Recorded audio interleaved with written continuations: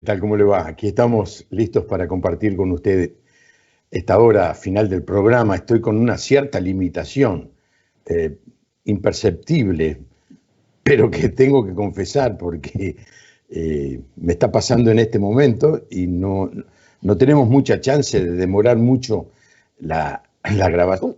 La grabación, esto es hipo, tengo hipo. ¿Qué se hace? Asústeme, tomé agua. Y entonces digo, tengo que consultar a alguien que esté relacionado con la medicina, con la medicina. Me da risa, pero lo tengo que hacer porque a quien estamos consultando es a Jorge Diener, que está en Tel Aviv y que es director internacional del Hospital Hadassah. Estuvo ya en nuestro programa, por eso lo puedo saludar con confianza. ¿Qué tal, Jorge? ¿Cómo está la situación allí? Bueno, aquí estamos. Un gusto saludarte aquí desde Israel y es siempre bueno estar al servicio de gente que tiene problemas de salud, incluidos tu hipo.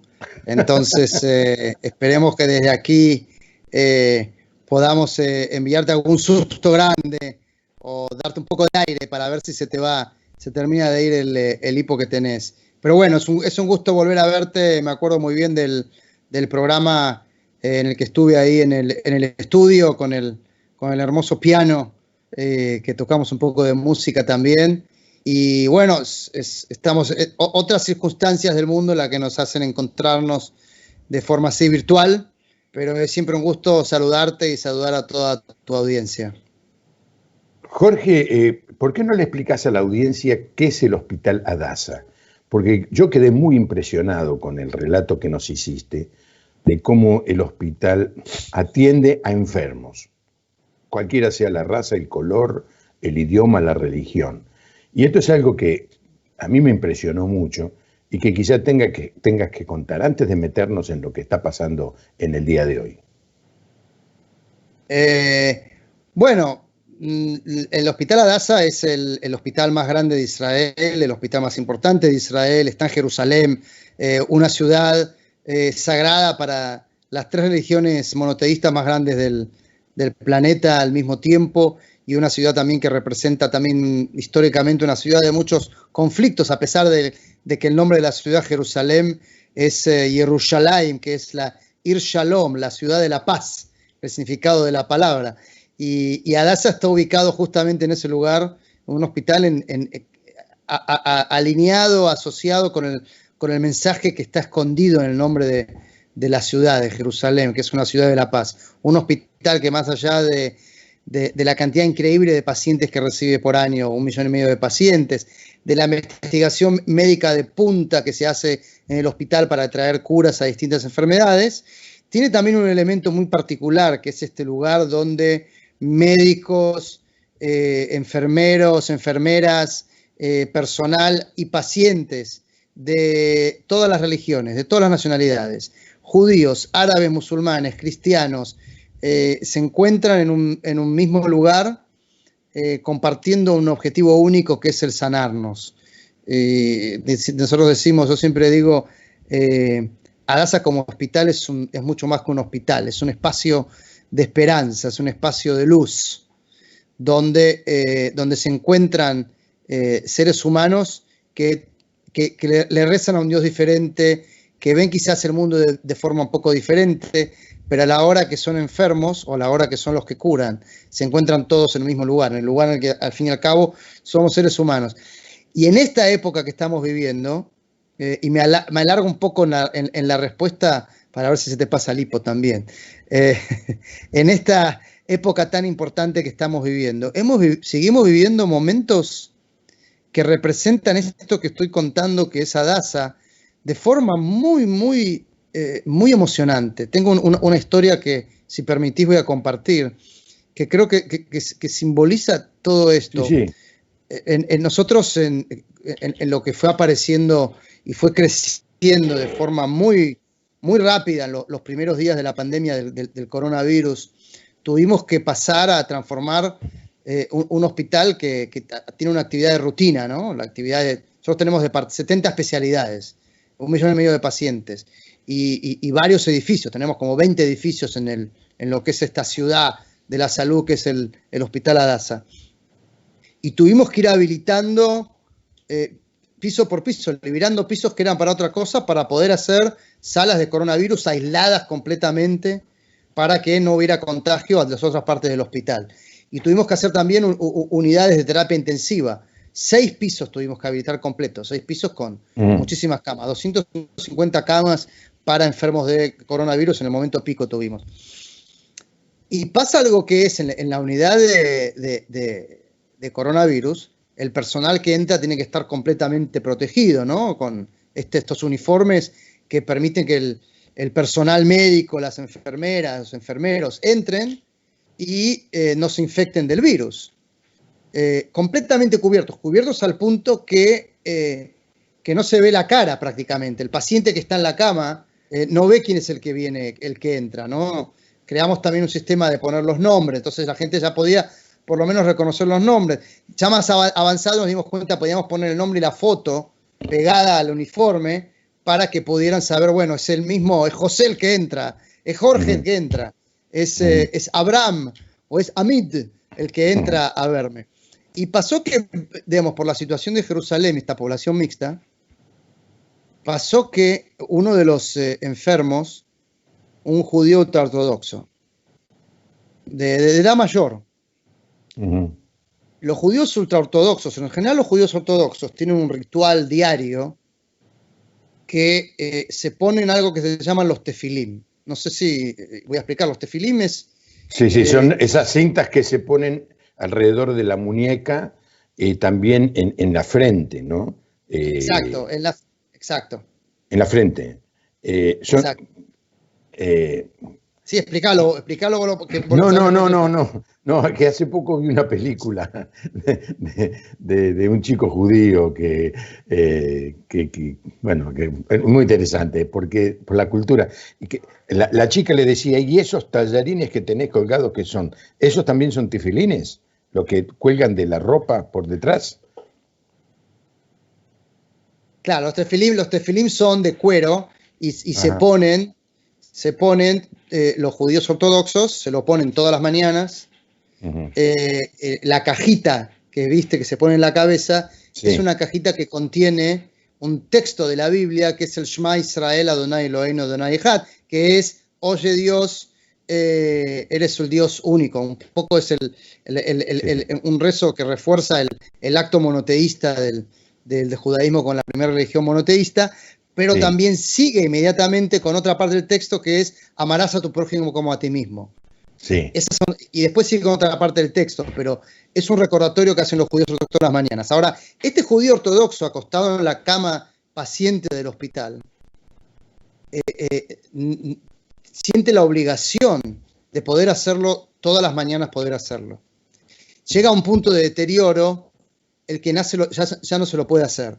Y tiene un enfermero que lo atiende, que es un árabe musulmán. Y el judío ortodoxo se comunica día a día con el enfermero cuando ya ve que no lo puede hacer solo y le enseña al enfermero cómo ayudarlo a ponerse los tefilim, porque él solo no tiene fuerza ya, perdió la fuerza, no lo puede hacer.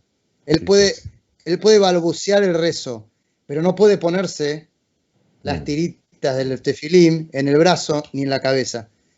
Y el judío musulmán y el enfermero musulmán aprende, atrás de la máscara protegido, aprende cómo ayudar al judío ortodoxo tirado en la cama sin ninguna fuerza, ni para ni atar un poquito el tefilín para mantenerse ritual, y a partir de ese día se lo hace todos los días. Qué historia hermosísima, Jorge, nos contás, ¿no? De humanidad, de un mundo que lamentablemente no es el más conocido, el mundo de la solidaridad, del respeto por el otro, de ser capaces de ayudar, aunque lo que el otro esté haciendo no es algo que me pasa cerca a mí, ¿no? ¿Qué falta, qué necesidad tendríamos de vivir en ese mundo? ¿Qué añoranza tenemos de un mundo solidario, respetuoso?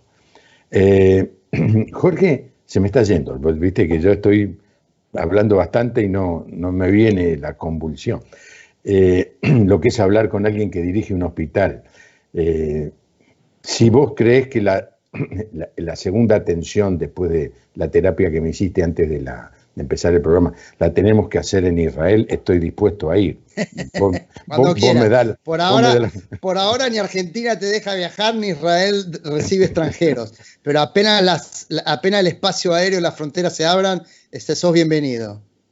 Jorge, contame un poco antes de entrar bien en el análisis de lo que está pasando con la pandemia, contame un poco cómo está viviendo esta situación el Estado de Israel, porque yo fui 2 veces y vi que el movimiento turístico era muy importante. Era una entrada de divisas muy notable, ¿no? Y me imagino los hoteles allí en la playa en Tel Aviv vacíos y los hoteles en Jerusalén vacíos. ¿Es así o yo estoy imaginando algo que no es?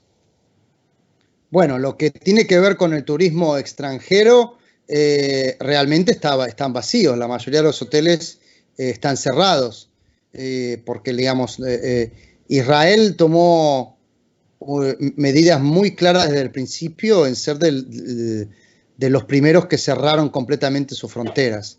Y bueno, Argentina después siguió un poco el modelo de Israel, ¿no? Del momento que se vio no perder tiempo en cerrar las fronteras, fue gradual, pero rápido. ¿Qué quiere decir? Quiere decir que primero se cerró con China, que había empezado el brote, después se siguió con algunos países de Europa, y cuando digo después, digo a los 2, 3 días, no es que pasaron una semana, 2.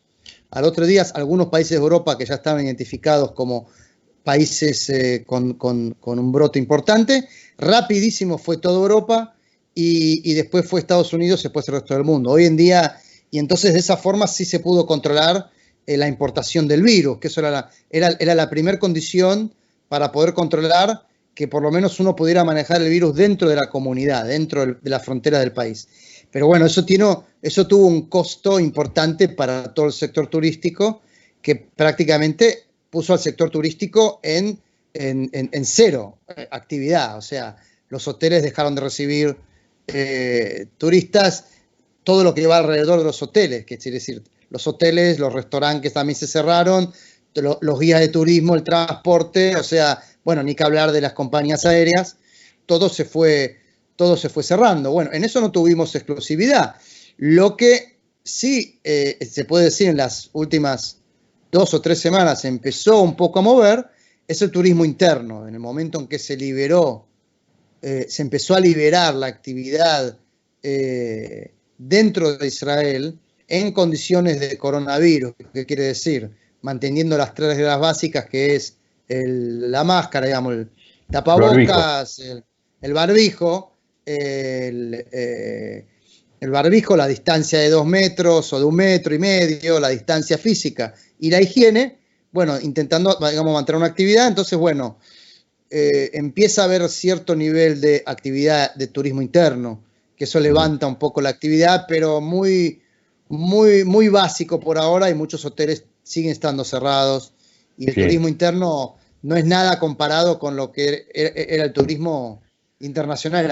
Estamos hablando de, no me acuerdo ahora exacto los números, pero 4 o 5 millones o más de turistas por año. Estábamos en un número extraordinario. Pero bueno, va a retornar, esperemos que va a retornar. Yo creo que sí. Jorge, ¿qué cantidad de fallecidos ha tenido Israel? Israel tuvo 300, al día de hoy, 300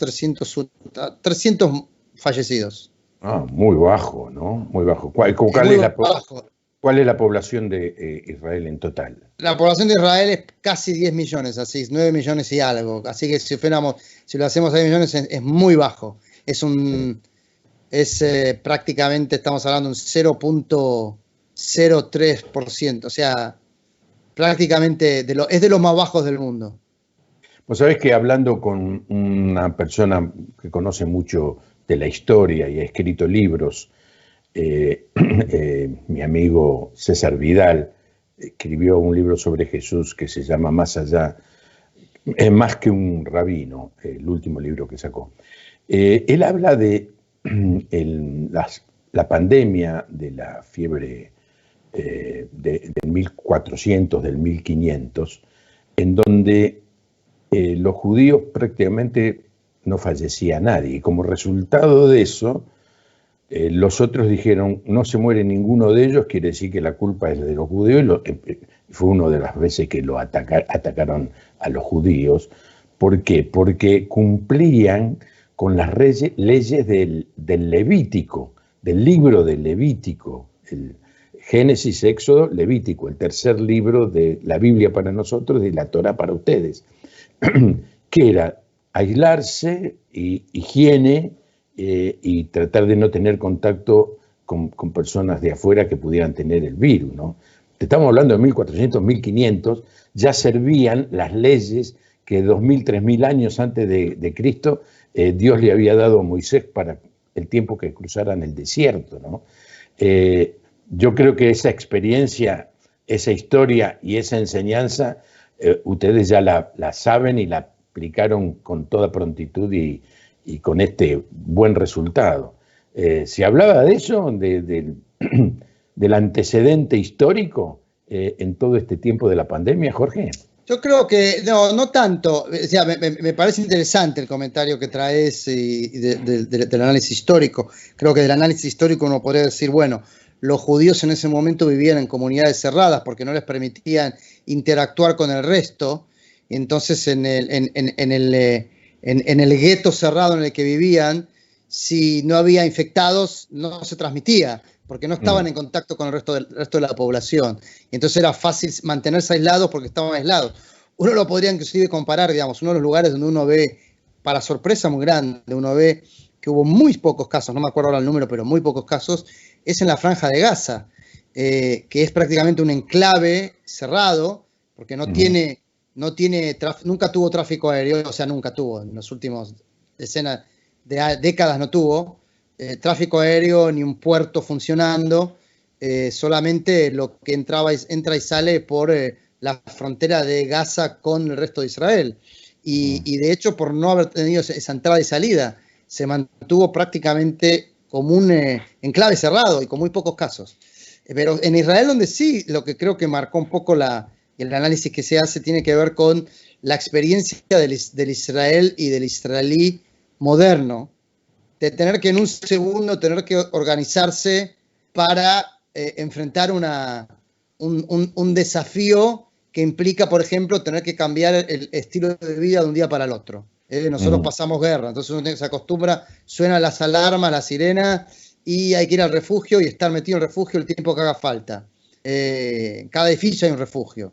Y vivir de esa forma, que aparte se vive así, se terminó la sirena, la alarma y se vuelve a la vida normal. Hay una adaptabilidad a la catástrofe tanto natural como no natural, sí, que creo que es la fortaleza del israelí y que de todo israelí, inclusive de tanto judíos como árabes israelíes, que es esa adaptabilidad que tenemos a enfrentar desafíos que implican tener que encerrarse, tener que estar en un refugio, refugiados.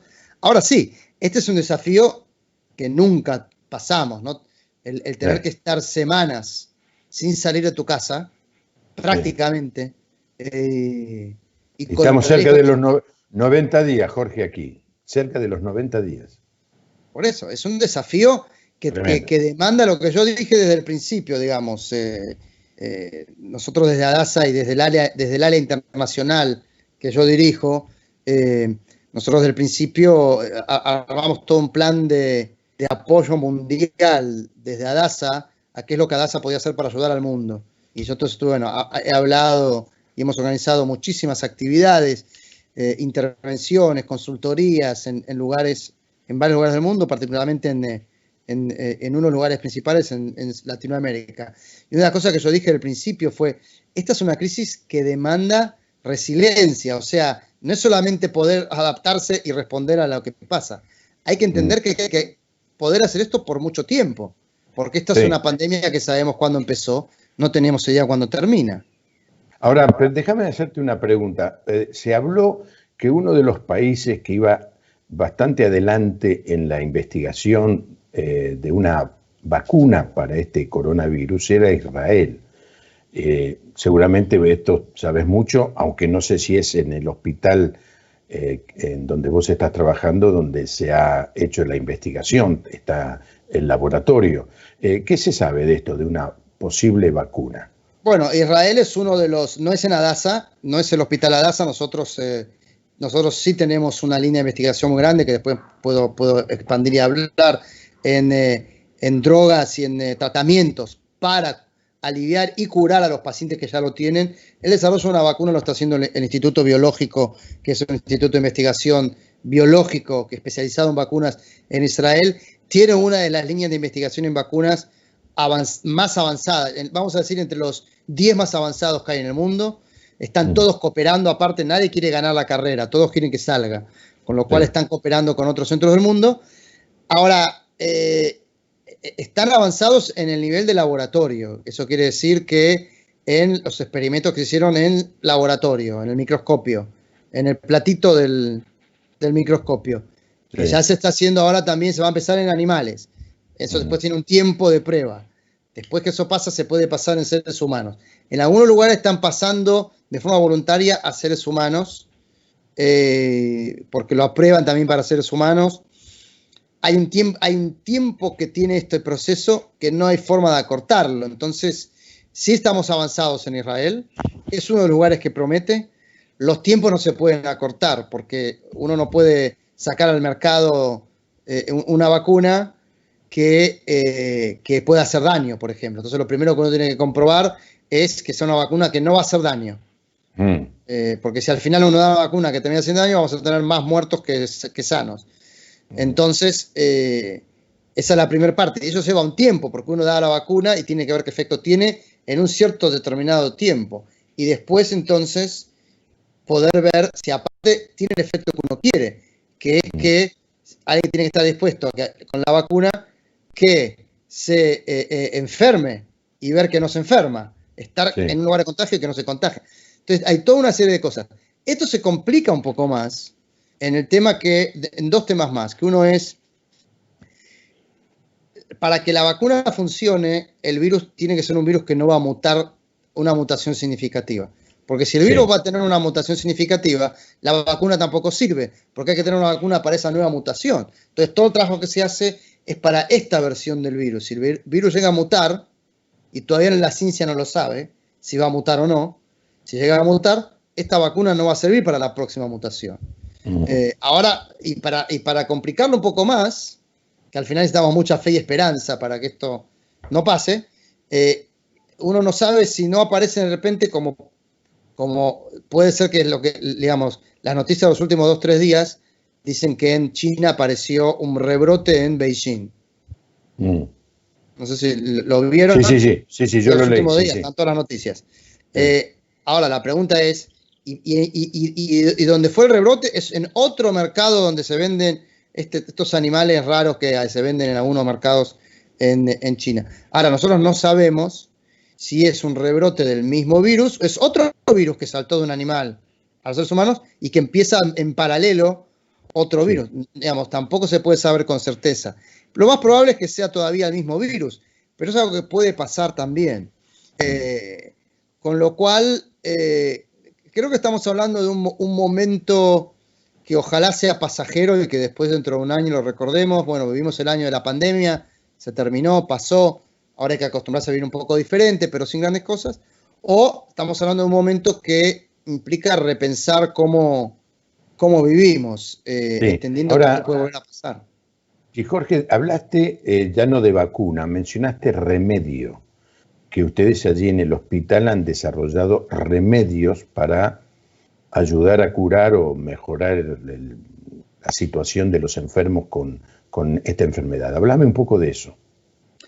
Sí, el tema de los remedios es el siguiente. Nosotros tenemos varias drogas que estamos experimentando. ¿Qué quiere decir lo que estamos experimentando? Para poder inventar una droga totalmente nueva, son procesos otra vez que llevan años, porque uno no puede ni siquiera probarla en un paciente hasta que uno no está seguro que le haga daño. Que esta es una de las fases de cualquier ensayo clínico, que es probar la seguridad, lo que es que no haga daño. Y eso lleva como 2 o 3 años hacerlo. Entonces, ¿qué es lo que se aprobó para el coronavirus? Es la reutilización de drogas que ya están aprobadas para otro tipo de enfermedad para poder usar para el COVID-19. En eso nosotros somos uno de los líderes en el mundo, donde tenemos varios ensayos clínicos. Uno que, por ejemplo, es muy prometedor, es con una droga que se llama Camontate mesilate, que la inventaron los japoneses, la trajimos de Japón. Esa es una droga que se usa en Japón hace no mucho tiempo para la pancreatitis, y que lo que hace es, esta droga crea como una pared en un órgano, en el caso del páncreas, crea como una pared que hace que el virus no entre en el tejido sano del páncreas. Es como un muro. Y bueno, hay unos receptores que están dentro de los órganos, que es donde se conectan. El COVID tiene un mecanismo que conecta a través de unos receptores y entra directamente en el tejido sano de un órgano. En el caso del COVID-19 entra en el tejido de los pulmones, y de ahí va pasando también a otros órganos. Y ya se ha demostrado también en el corazón, en el aparato digestivo, en otro tipo de órganos, pero principalmente en los pulmones. Y entonces el ensayo clínico apunta a demostrar que el mismo funcionamiento que crea esta droga en el páncreas, que se puede crear también para el COVID en los pulmones. Y que eso puede permitir que no un caso grave que ya le entró, antes que le entre, cuando se va reproduciendo el virus, que frene en el momento que tiene que atacar ya las células sanas, el tejido sano de los pulmones. Y este es un ejemplo de muchos otros. Hay trabajo con plasma, de sangre. Eso se está usando aquí, sí. Anticuerpos, lo van a escuchar también. Bueno, muchos ensayos clínicos en esta dirección. Y por otro lado, también Hadassah, por ser uno de los centros de investigación más importantes de Israel, trabajando junto con los laboratorios de la Universidad Hebrea de Jerusalén, donde compartimos científicos, creamos también desarrollos muy importantes, innovadores, en poder aumentar la capacidad de hacer las pruebas de PCR, las pruebas del COVID. Porque una de las limitaciones que existimos en el mundo es que, como no hay suficientes recursos para hacer suficientes pruebas, se trabaja un poco a ciegas. Cuando uno no sabe quién es positivo y quién no en un virus que contagia cuando es asintomático, uno tiene que mantener a la gente encerrada hasta que uno encuentre una solución. Si uno puede hacer un mapeo, ¿no?, de la gente, pudiendo hacer muchas más pruebas, no estamos diciendo hacer pruebas a todo el mundo, pero poder multiplicar la cantidad de pruebas que se pueden hacer en el mismo costo y en el mismo tiempo, esto puede hacer una diferencia muy importante. Y en Hadassah se creó una técnica que se llama pooling. Que el pooling permite que en el mismo plato en el que normalmente se hacen 90 pruebas, se puedan hacer más de 700, con el mismo tiempo y el mismo costo. Porque lo que se hace es, en cada tubito, en vez de poner la prueba de una persona, se pone de 8. En el mismo tubo.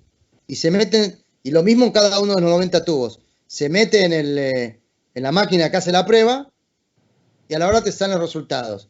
Y te dice, este tubito es negativo, este tubito es negativo, todos los tubitos son negativos, todos estos tubitos son negativos. Todos los que son negativos, en cada tubito, los 8 personas que estaban son negativos. Sí, claro. Si hubiera algún positivo, el tubito completo da positivo. Es estadística. Ahora, donde me sale positivo, uno de los 8 o más lo tiene. Entonces, ese tubito, digo, vamos ahora a tomar eso mismo y lo hacemos en 2 tubitos de 4. Si estos 4 me salen negativos, ya los descarto. Y de estos 4 tengo que encontrar quién lo tiene. Sí. Es un buen método. Es un método, y este método es un método interesante, pero que también lo hemos compartido, por ejemplo, con asilos, con hogares de ancianos de la tercera edad, donde no había suficientes recursos para hacer, para toda la gente, todos los trabajadores, todo el personal, los funcionarios y los residentes. Con esta técnica sí se ha empezado a utilizar para hacer permanentemente pruebas, y esto es algo que es una de las medidas más importantes que Hadassah tomó, por ejemplo, en Israel, en Jerusalén, poder hacer test permanentes, pruebas permanentes a el grupo de riesgo más grande dentro del grupo de riesgo más grande. que es la gente mayor de 70 años que está en instituciones geriátricas, en los geriátricos, porque se sabe que el grupo de riesgo más grande es la gente mayor de 70 años, y en lo que va subiendo la edad también va subiendo el riesgo, pero que está encerrado en su casa, tiene esta edad, pero está encerrado en su casa y no interactúa con otras, uno puede decir es un grupo de riesgo, pero una vez que no se contagió y mantiene el aislamiento, está protegido. Pero el que está en un geriátrico, que tiene personal que entra y sale todo el tiempo, sí, acá es el riesgo más alto, y han tenido en Argentina crisis muy grandes con este tema, y hemos tenido en Israel. Fíjate que este es un dato interesante para explicar hasta cuán grave es esto. De los 300 muertos de Israel, que es un número bajísimo de muertos, cuando uno mira el grupo de los 300 muertos, un 40% murieron geriátricos. Mira, qué cosa, que bueno, yo soy mayor de 70, así que soy de ese grupo, pero estoy en aislado. Mi casa. Estoy aislado en mi casa. Claro, hace un rato salimos. ¿Ya llevas cuánto? ¿90 días llevas? Casi 90 días, sí. He salido algunas veces, pero al volver me hago todo el requerimiento de lavarse las manos, no tocarse la cara. Y saliste todo protegido, o sea, no tuviste contacto con nadie. Con nadie. Entonces estás bien, y ya pasaron 90 días, quiere decir que no te contagiaste. Por ahora no. Pero el que está en un geriátrico, viene alguien que es el personal que lo atiende, que no vive ahí, que viene, sale, está en contacto con otra gente, por más que mantenga ciertas normas, a veces se le pasa, la misma familia está en contacto con la familia, vuelve a entrar. Esto ha sucedido varias veces aquí, Jorge. Ahora, te quiero hacer una pregunta. La comunidad árabe que está mezclada allí en todo el Estado de Israel, no sé si se le llama Estado de Israel, todo Estado de Israel. Todo el territorio de Israel. Es el Estado de Israel, es el Estado de Israel. Sí. Así lo sé. Sí, yo sé que es el Estado de Israel, pero me quería referir al territorio. Yo le digo a la audiencia que cuando uno viaja por Israel, lo llevan los micros, pero hay una mezcla total. Es decir, en un negocio hay árabes y en el otro negocio hay judíos, y en otro negocio hay gente de color, por ejemplo, que son judíos que vinieron desde el sur creo que era del sur de África, de Etiopía. Bueno, entonces del norte era una de las África. Tribus perdidas, sí. Era una de las tribus perdidas. O sea, es muy interesante. Entonces, esa comunidad árabe ha tenido muchas muertes porque está en el territorio de Israel. No estoy hablando que esté en Cisjordania o en Gaza, aunque ya dijiste que en Gaza tuvieron muy poco. La comunidad tuvo el mismo porcentaje de contagiados que los judíos. Bueno, con el tema de los árabes, en realidad no se ve una diferencia importante o significativa en la cantidad y el porcentaje de infectados ni de muertos. Hubo en algún momento como una preocupación al principio cuando empezaron las medidas de aislamiento y de la distancia y todo eso. Pero se trabajó muy bien, creo que hubo un trabajo muy bueno de trabajar con los líderes de las comunidades árabes, igual que fue con el trabajo con los líderes de las comunidades judías ultraortodoxas, que fueron dos focos de comunidades donde al principio se cometieron algunos errores de parte de la política general, de comunicación, de cómo se tenían que mantener las medidas. Y finalmente, bueno, los números reflejan lo que se refleja en esta pandemia, que es que el virus no distingue religiones, no distingue nacionalidades, no distingue ideologías, tampoco distingue entre ricos y pobres. Yo creo que es una de las cosas, uno de los efectos de esta pandemia tiene que ver con, es un virus que no entiende, es un virus que no mira ni el documento de identidad ni apellidos, no entiende de eso, ni tampoco mira cuánta plata que uno tiene en el banco, ¿no? Sí, nos igualó a todos. Un virus que nos igualó. Nos dijo, todos los seres humanos tienen la misma dignidad y tienen los mismos riesgos. Son simplemente seres humanos. Y digamos que es una parte buena de este virus, que no hizo diferencia. Sí, Yo digo, no, algunos que dicen, bueno, gracias al virus, yo no le agradezco nada al virus, pero bueno, pasó. No le agradezco, la verdad que no hay mucho que agradecer, pero bueno, aprender sí, uno puede aprender de las lecciones de esto, y por lo menos, yo digo, cuando uno mira el mundo de hoy, dice, bueno, yo cuando me acuerdo el primer mes, ¿no? El primer mes que realmente estábamos desde Adasa, estábamos por un lado trabajando a full para levantar montar de repente toda la operación para atender los pacientes que iban entrando, y la preocupación que no sabíamos hasta cuándo los números iban a parar, o sea, se hablaba en algún momento de decenas de miles de enfermos y un desborde que podría haber, ¿no? Y eso lo veíamos en Israel, lo que veíamos las imágenes del norte de Italia, veíamos las imágenes después de Nueva York, que uno decía, bueno, podíamos llegar nosotros también a estar ahí, y por suerte, digamos, no pasó, por lo menos en esta primera vuelta, ¿no? Y esperemos que sea primera y última, pero no sabemos. Y cuando veíamos todo eso, decíamos, y al mismo tiempo, bueno, armar todo esto de la operación internacional y ver cómo podíamos ayudar en el mundo con lo que Adasa tiene para dar. Y yo decía, bueno, seguramente después de esto el mundo va a salir mejor, ¿no? Porque nos va a unir en esa humildad, esa dignidad, esa igualdad. Y ahora, digamos, miro al mundo cómo está, y la polarización y los conflictos y todo. Digo, bueno, parece que todavía necesitamos un poco más de virus. No necesitamos más virus. No necesitamos más virus, la verdad que eso no es lo que necesitamos. Necesitamos un poco más de humildad, especialmente de los gobiernos, ¿no? Y decir, el mundo o salimos entre todos respetándonos, siendo solidarios, o vamos de mal en peor, ¿no? Yo sé que vos yo sé que vos estás viviendo en un país que está permanentemente amenazado por los países que están alrededor. Egipto, Jordania, Siria, el Líbano. Detrás de todo eso está Irak e Irán, y bueno, mucho más. O sea que sé de la necesidad del pueblo allí en Israel de encontrar caminos de paz, ¿no es cierto? Pero no se ve que el mundo vaya para ese lado, por lo menos es mi mirada. No sé cuál es la tuya, Jorge. Mira, Juan Pablo, digamos, yo sigo siendo optimista porque vivo en un país de la fe. Vivo en la capital de la fe del mundo, y eso tiene un significado para nosotros muy importante.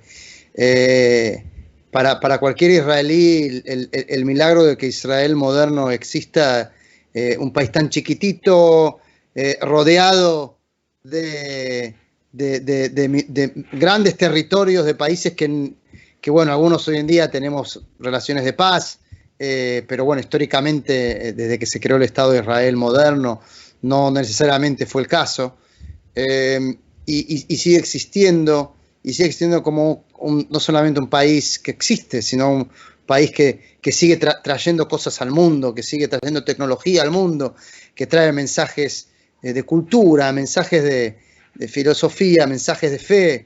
En ese sentido sigo siendo optimista. Ahora, digamos, el optimista también tiene que ser un poco realista, ¿no? Y mirar la realidad. Y cuando uno mira la realidad del día de hoy, creo que la pandemia nos agarró en una época en que el mundo no está en una de sus mejores etapas.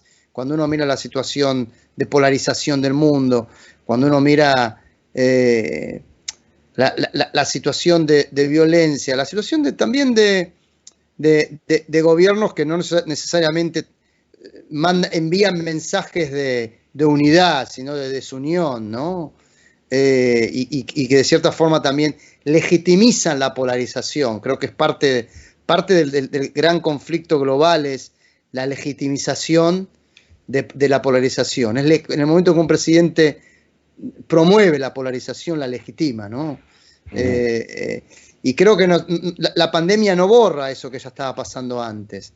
Yo tenía la esperanza, y sigo teniendo la esperanza, de que nos lleve a eso mismo que compartimos, Juan Pablo, creo que en tu filosofía y la mía, este segundo reportaje, creo, nos seguimos acercando en la filosofía básica, que tiene que ver con esto de la humildad, de ser humilde, de entender, gente, nosotros podemos tener un enemigo externo que como humanidad nos tiene que unir, porque la única forma que una pandemia y un virus como este se resuelva es uniéndonos. Uh-huh. Y sin embargo uno ve polarización. Por otro lado, como siempre, lo que más hace noticia es el conflicto. En este momento nosotros tenemos aproximadamente 100 centros de investigación que están trabajando como si fueran uno solo en la búsqueda de una vacuna. Utilizando esta misma tecnología que nosotros usamos ahora para comunicarnos, Skype y los Zoom y todas las tecnologías virtuales para trabajar como un solo laboratorio global. Donde lo que antes nosotros, cuando decís nosotros, ¿te referís a Israel o el mundo? Al mundo. Yo estoy hablando del mundo. Hoy en día el mundo tiene 100, que antes uno podía decir, cada uno estaba peleando por ver quién saca el premio Nobel. Ahora el premio Nobel se lo tiene que sacar la humanidad. El premio Nobel de la medicina primero, por la vacuna que la humanidad, los científicos, hay un consorcio de centros científicos trabajando juntos. En este laboratorio encontraron algo, lo comparten inmediatamente con el otro. O sea, el tiempo que llevaba en epidemias anteriores llevó a entender el mapa genético del virus fue larguísimo. Acá en 30 días el mapa genético estaba compartido, evaluado, chequeado, revisado, lo que se llama revisado por los pares, ¿no? El peer review. Qué buena noticia que das, Jorge, qué buena noticia. Porque sabés que lo que uno lee es que se están sacando los ojos para ver quién saca primero la vacuna. Quien saca primero la vacuna va a ser un negocio multimillonario. Eso es lo que yo escuchaba hasta ahora, hasta que vos me decís que están trabajando juntos y que va a salir... Bueno, hay laboratorios, por supuesto que hay también laboratorios que están trabajando en la carrera contra el reloj para ver quién saca el producto comercial, ¿no? El producto de venta que va a salir para ser la compañía que después va a producir y fabricar. Pero a nivel de conocimiento básico, hay una cosa que es la ciencia básica, científica, que va a producir, va a ser la vacuna, esta es la dirección. Hay todo un trabajo previo. Esto no es como ponerse a producir, bueno, a ver quién hace la factura más rica. Esto es realmente quién hace la vacuna, que científicamente está basado en un proceso que va a hacer que lo que después se produzca realmente inmunice a la gente. En ese sentido hay una colaboración extraordinaria, que ahí es donde yo pongo mi optimismo y mi esperanza, que es la colaboración extraordinaria, que es la solidaridad extraordinaria que aparece entre la gente. Es la gente que no se había... nunca había hecho ningún programa solidario, nunca había hecho ninguna acción social y en los países se organizó para repartirle comida a la gente que no puede salir, para repartirle voluntarios que se organizaron para gente mayor que no puede salir de su casa y que le organizan la comida, gente que se quedó sin recursos y organizan que puedan seguir teniendo un techo, gente que se ocupa voluntariamente de todo lo que hace falta en un momento tan crítico. Esa es la esperanza. Yo creo que los presidentes hacen más noticia, los conflictos en la calle hacen más noticia, y no digo que no sean legítimos, al contrario, creo que hay una parte muy legítima en muchas de las luchas que se están luchando en este momento, que al final también tienen que ver con una solidaridad, resultado de una polarización también provocada sobre ciertas poblaciones. Pero creo que sí, estamos es una época complicada para la humanidad. Y yo creo, bueno, lo digo con mucha admiración a tu programa, que es la segunda vez que estoy en el programa, espacios como estos, espacios donde se promueve el hablar de qué es lo que nos une, más que lo que nos divide. Creo que es lo que hay que hacer más y más. Claro, sí.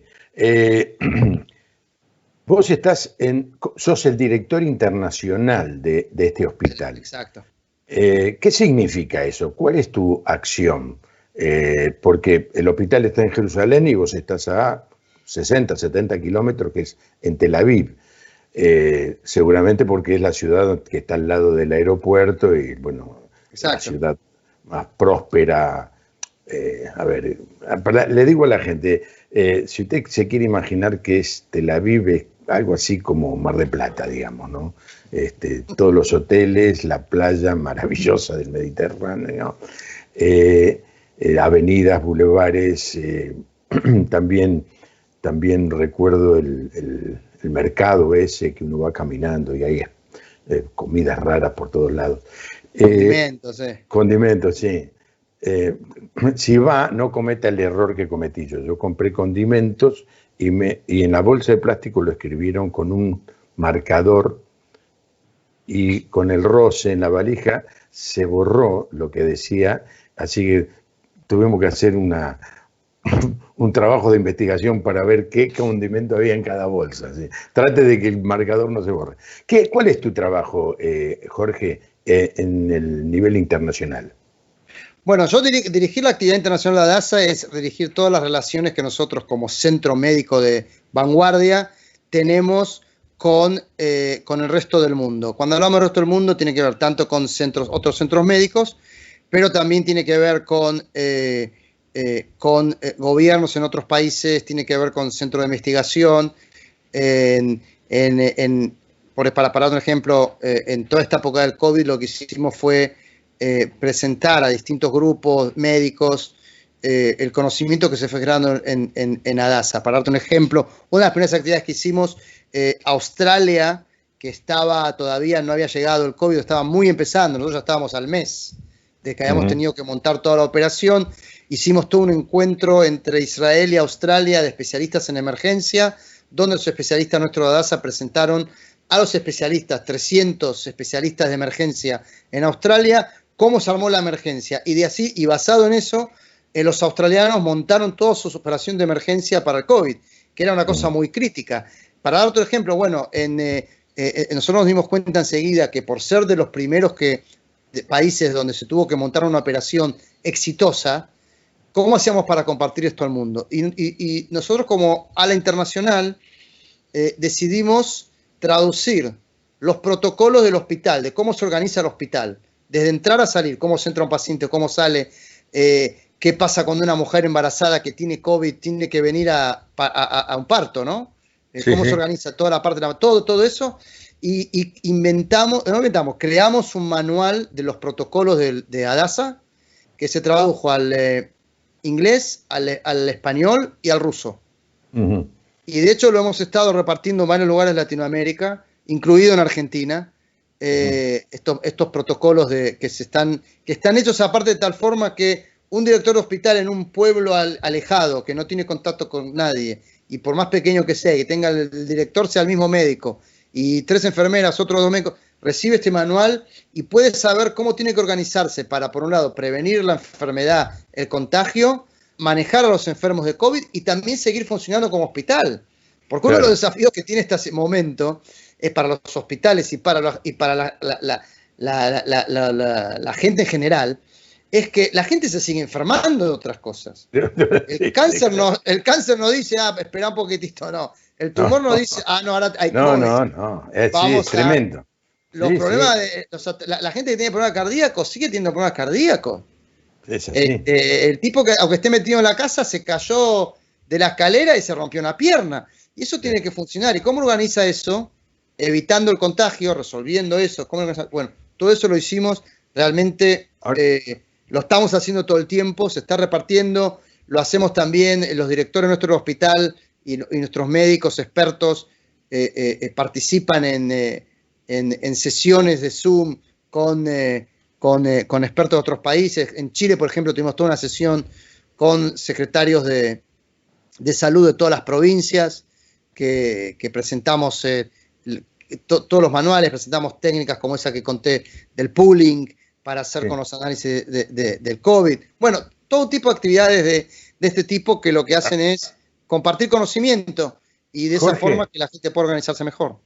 Jorge, imagínate que esté viendo el programa un médico del interior del país, o de Chile, o de Perú, o de Uruguay, o de cualquier otro lugar de Latinoamérica, donde llegue a la señal de Canal Luz, y quiera tener ese manual. ¿Es posible?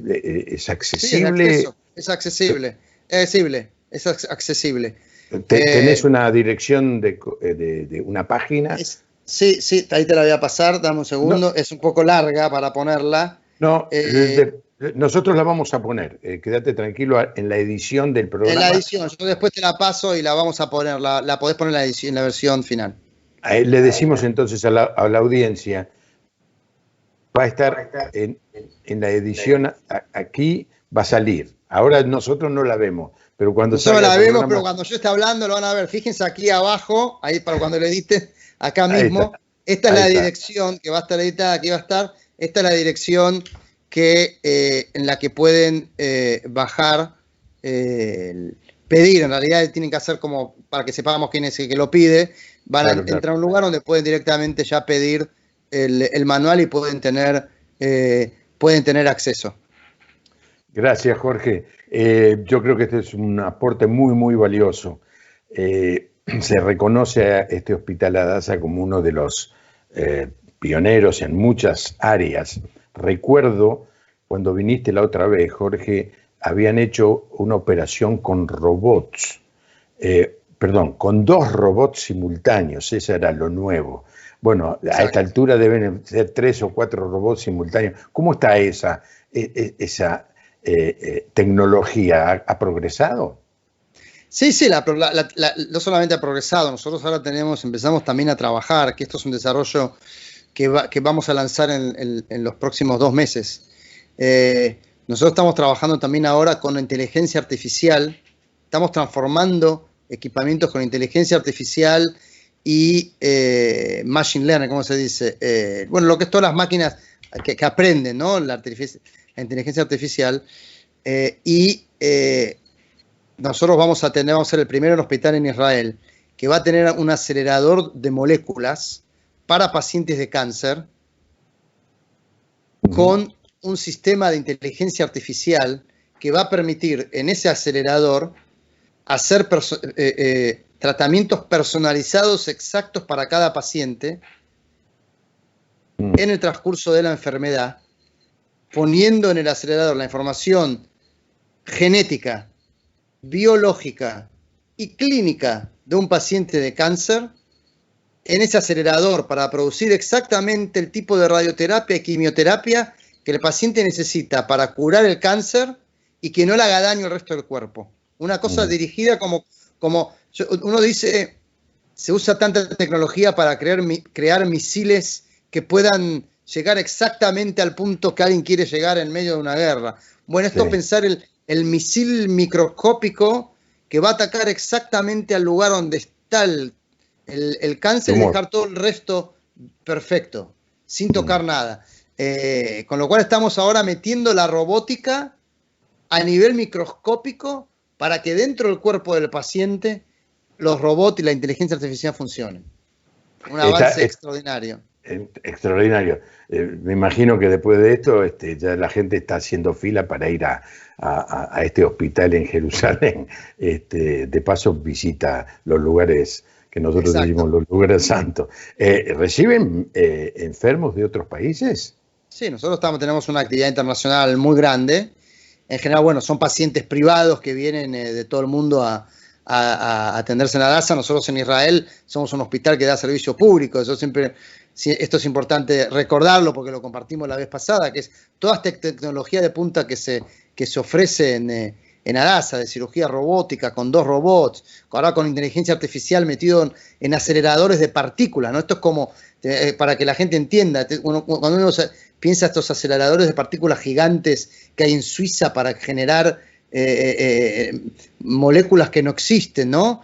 Que se ven en las películas. Bueno, esto pensado para la salud es lo que se está haciendo ahora y se está experimentando en Adasa. Todo esto es para la gente que vive del seguro básico de salud popular, ¿no? Del seguro público de salud, lo que sea la obra social más básica.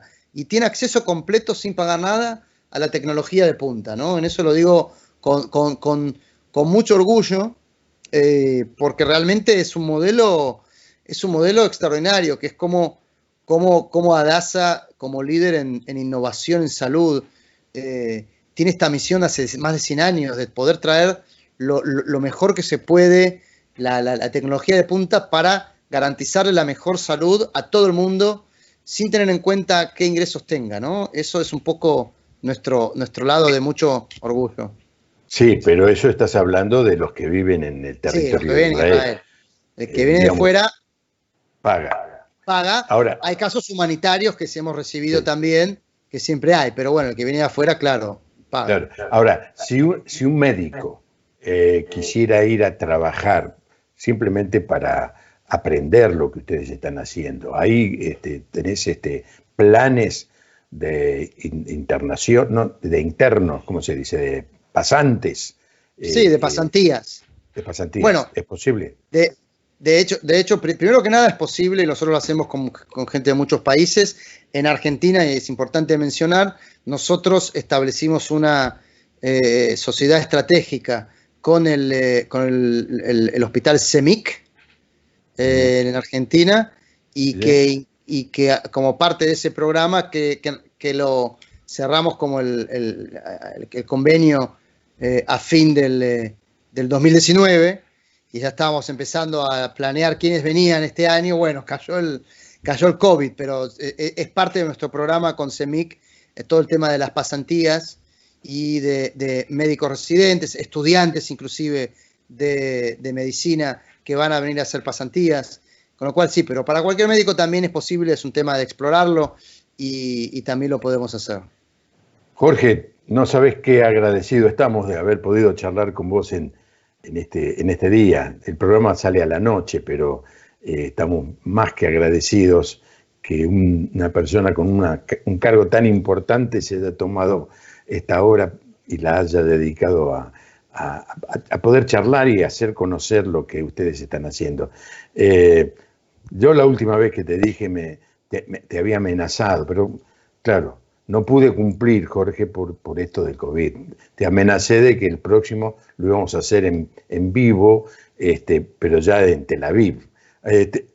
Lo tengo que postergar, postergo la amenaza, pero sueño con la posibilidad de poder visitar otra vez Israel y seguramente nos vamos a encontrar allí caminando por donde sea, por Jerusalén o Tel Aviv o Haifa es tan lindo, tan lindo. Tiene tanto sentido para nosotros los cristianos. Un abrazo grande, Jorge, y muchas, muchas gracias.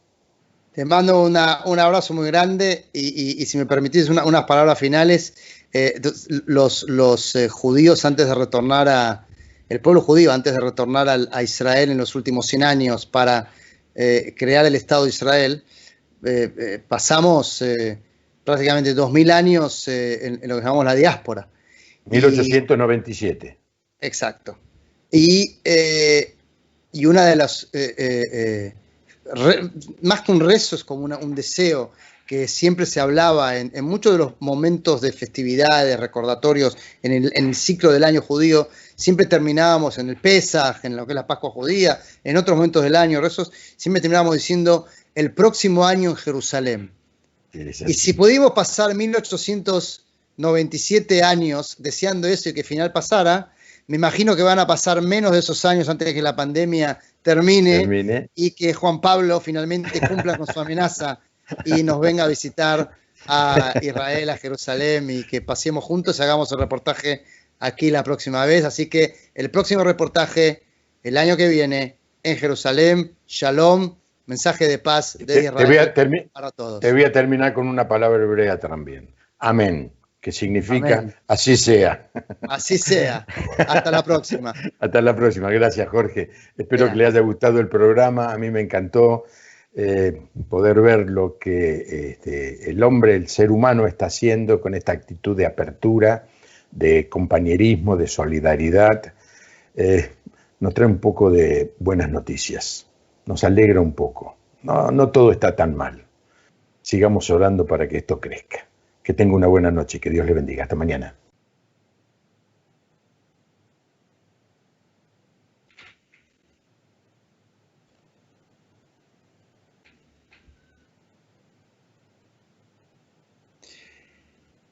Mira, Juan Pablo, digamos, yo sigo siendo optimista porque vivo en un país de la fe.